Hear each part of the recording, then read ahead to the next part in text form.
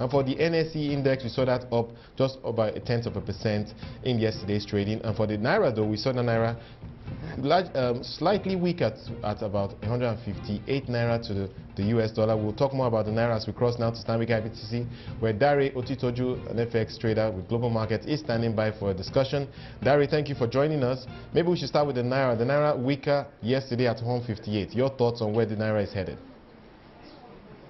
Big one. The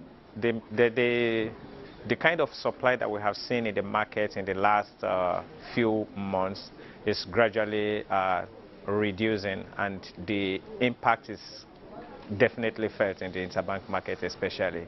Right. What we have witnessed over the months, especially since last year after the JP Morgan index, is that we have seen continuous flow, and this continuous flow has supported the Naira at 156, 157 level.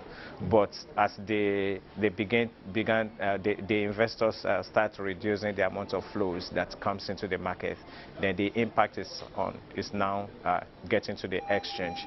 Okay. We saw yesterday that the market actually gets to 158.1525. Okay, so the Naira under a little bit of pressure, largely because foreign investors are less interested, if you like, in Nigerian bonds, and we've seen that reflect also in the bond yields. Bond yields risen over the last week to an average of about 11.1%, and it's largely because the local players are becoming less interested. They are taking profits because the foreigners are not as active as they used to be. Your thoughts on that dynamic?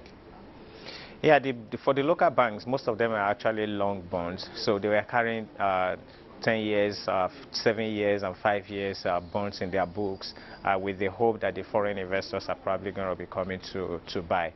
But as you see the slowdown, then it is getting to the stage where you have to review that strategy. And that is why you have seen the movement from 10.4 on the average to 11.1%.